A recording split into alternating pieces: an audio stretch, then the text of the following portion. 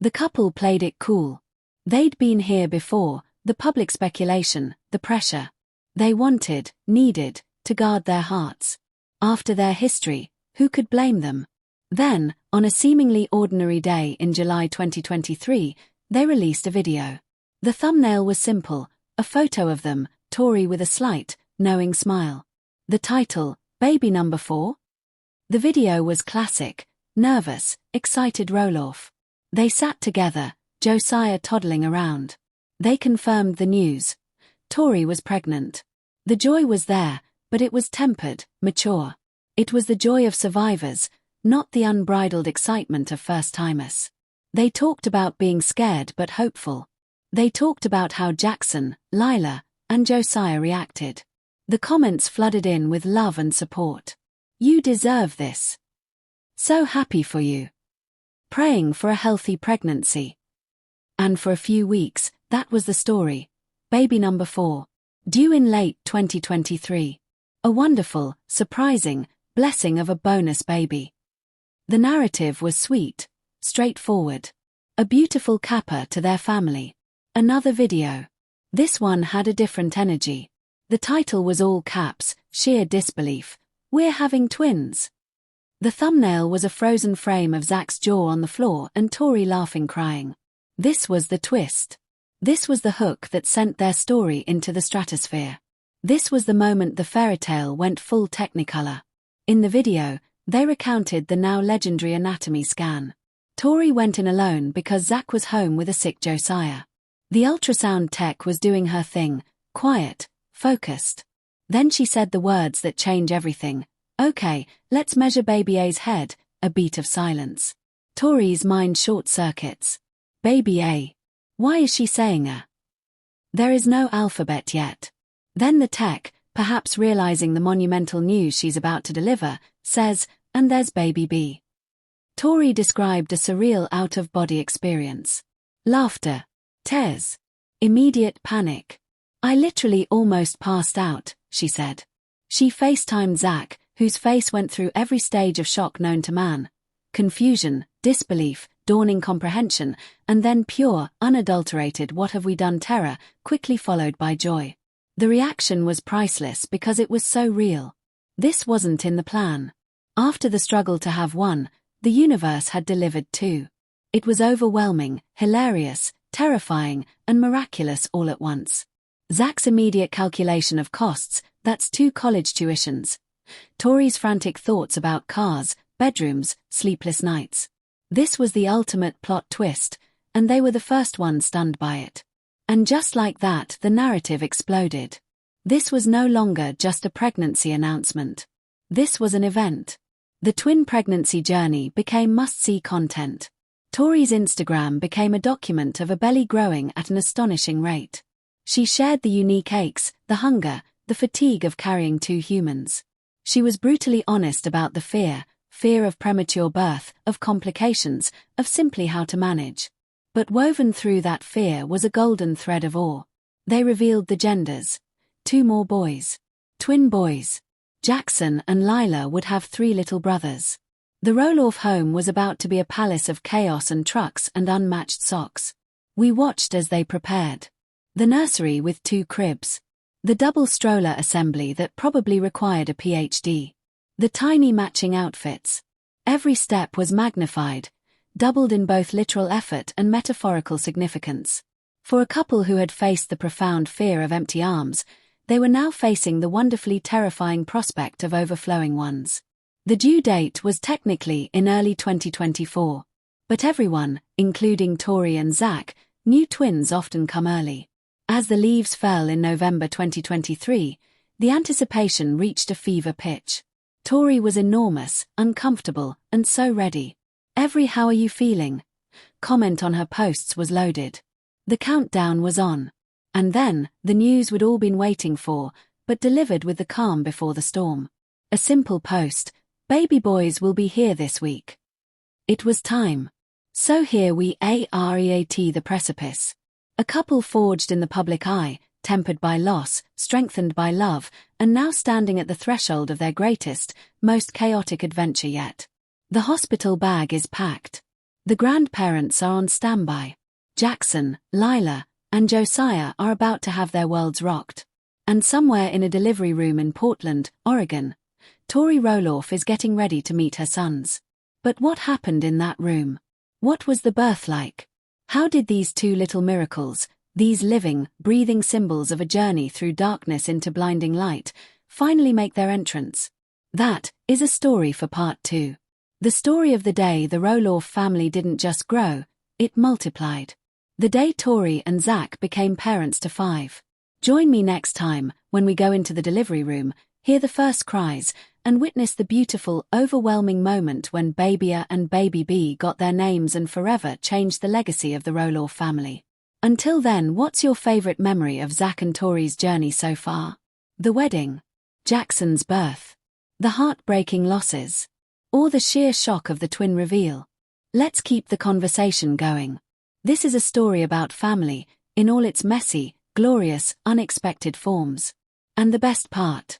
Their story is still being written.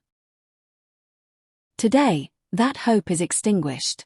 The official divorce announcement is the period at the end of the sentence. So, what happened? Beyond the rumors and the edited TV footage, what are the forces that likely led to this? First, the specter of the first marriage. Amy was married for 27 years. That shapes a person. It creates patterns, traumas, expectations, and defenses. Entering a new marriage in your 50s, especially after such a public and emotionally charged divorce, means you're carrying baggage. You may be fiercely protective of your hard-won independence, your finances, your space, your identity. Chris, never having been married before, may have had an idealized version of married life that clashed with the complex, guarded reality of being married to Amy Roloff, a reality TV veteran and matriarch with a massive, intertwined family legacy. Second, the reality TV paradox. Their relationship was born on screen and nurtured for the cameras. But what is the cost? Every disagreement, every moment of tension, isn't just a private moment to be worked through. It's potential storylines, producer questions, and audience scrutiny. How much of their connection was genuine bonding? And how much was the accelerated intimacy that comes from building a relationship while simultaneously performing it? When the honeymoon phase TV storyline ended, they were left with the actual unscripted work of a marriage. Work that happens off camera, in the quiet, mundane moments that aren't televised. Third, the identity dilemma. Who was Chris Marek outside of Amy Roloff's husband? For years, his primary identity for the public was just that. He had his own career, yes, but in the universe of the show, he was a supporting character in her narrative. For a proud, capable man, that can become grating. Conversely, Amy's identity is profoundly tied to being a Roloff, a mother, a grandmother, a businesswoman tied to the Roloff brand. Could Chris ever fully integrate into that world, a world still heavily defined by her ex-husband Matt and the gravitational pull of the farm? Fourth, the simple, televisable truths. Sometimes, people just grow apart. Interests diverge. The way one person wants to spend their retirement, travel, quiet, isn't what the other wants, family events, being a public figure. The little habits that were cute during dating become irritations after years. These are the normal, human reasons marriages end, magnified 1,000 times by the pressure cooker of fame. So, where does this leave the show? Little People, Big World is now at a fascinating, perhaps precarious, crossroads. Its original central marriage is long gone. Its second chance romance, which became its emotional core, has now dissolved. The narrative now rests almost entirely on Matt and Karen, who are not married but seem solid, and the adult children. Zach and Tori's evolving family life away from the farm, Jeremy and Audrey's distinct brand outside the main show, and Molly and Jacob's more private lives. Can the show survive the loss of its two primary love stories? Or will it transform into a show about the business of the farm and the scattered lives of the adult children? More importantly, where does this leave Amy? This, perhaps, is the most poignant part of the story. Amy's public arc has been one of seeking happiness through partnership. First with Matt, then with Chris. Both have now ended in divorce. The message, unintentionally, seems brutal. But maybe the real, unwritten chapter for Amy is about finding completeness outside of a romantic partnership. She has her children, her grandchildren, her faith, her businesses, her charity work. Perhaps her true happily ever after isn't about a prince, but about sovereignty. About being Amy Roloff. Full stop. And what about us, the audience? We invested in this story. We cried at their weddings, we felt anger at their conflicts, we hoped for their happiness. This divorce feels like a personal betrayal because we were sold a narrative of resilience and romantic triumph. It forces us to confront our own complicity. We wanted the fairy tale so badly that we ignored the subtle cues, the staged scenes, the press release language. We must ask ourselves, do we consume these reality stories for genuine human connection, or for neatly packaged arcs of drama and resolution? The announcement today isn't just a tabloid headline. It's the end of an era for a show that defined a certain genre of family reality TV. It's a case study in how public narratives are constructed and how they can crumble under the weight of private reality. For Amy and Chris, we can only wish them genuine peace and privacy as they navigate this dissolution away from the cameras. Their story serves as a powerful reminder. The most compelling stories are often the messiest, the most unresolved. And sometimes, the true twist isn't a surprise wedding or a shocking affair. It's the quiet, dignified, and profoundly sad decision to close a book that everyone else was still hoping to read. This has been a deep dive into the end of a modern fairy tale. I'm Your Name, and you've been listening to Podcast Show Name. What are your thoughts on this chapter closing? How do you think Little People, Big World moves forward? Share your reflections with us. Until next time, remember, the biggest world is often the one behind the screen. Okay, let's get real for a minute. Let's talk about a story that feels like a fairy tale. The kind we all sort of whisper about, deep down, hoping maybe life works that way. It's the story of a couple who grew up, literally, in front of our eyes. From the starry-eyed newlyweds, to the nervous first-time parents, to the warriors battling the grueling, silent wars of fertility and loss. Their journey was a masterclass in raw, unfiltered reality TV, but also a testament to a quieter, more profound kind of faith and grit. And then, just when you think the story has settled into a beautiful, complete rhythm, life, in its most spectacular, chaotic, double-the-love fashion, decides to write a twist so perfect, it feels scripted. Except it wasn't. This is the story of Tori and Zach Roloff, but not just any chapter. This is the story of the chapter that came with 2 first sentences, 2 heartbeats, 2 cries in the delivery room. The chapter that began not with a question, but with a gasp. Welcome, everyone. I'm your host, and today, we're diving deep into one of the most joyously overwhelming moments in the Roloff family saga, the birth of Tori and Zach's twin babies. This isn't just a birth announcement, it's the culmination of a multi-season epic of love, resilience, and a whole lot of unexpected plot twists. So, get comfortable. We're going back to the beginning to understand just how monumental this arrival was. This is part 1, the build-up to the double miracle. To truly, fully appreciate the seismic joy of November 2023, we have to rewind the tape. Way back.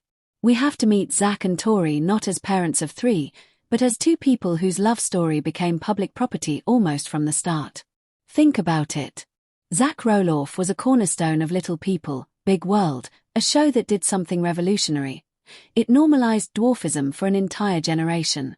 We watched him grow from a mischievous kid into a thoughtful, sometimes reserved young man. And then, in walks Tori, a bright, cheerful, average-sized elementary school teacher who saw Zach, not his achondroplasia. Their courtship was sweet, relatable. The proposal was romantic. Their 2015 wedding was a televised event that felt like a community celebration. They were the show's golden couple, the promise of a happy ever after. And for a while, that's exactly what they delivered. Their first son, Jackson Kyle, arrived in May 2017. His birth was featured on the show, and it was a landmark moment, not just for them, but for the audience. We saw the worries, the genetic possibilities, a 50% chance Jackson would have achondroplasia, the sheer vulnerability of becoming parents. When it was confirmed Jackson had dwarfism, we saw Zach and Tori process it not with grief, but with a powerful, determined love. They were ready. Jackson was perfect. 2 years later, their daughter, Lila Ray, joined the crew in November 2019. Another beautiful, healthy baby girl. Their family felt complete. The picture was picturesque: the handsome dad, the radiant mom, 2 adorable kids, a beautiful home on Roloff Farms. On social media, Tori was the quintessential mommy blogger, sharing messy, real moments, her passion for teaching, her devotion to her family.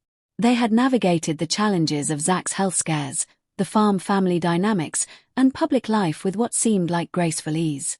But here's where our fairy tale hits its first very real, very dark forest. Because behind those curated squares and smiling episode recaps, a storm was brewing. A silent, painful, and heartbreakingly common storm: secondary infertility and pregnancy loss. In early 2021, Tori shared devastating news.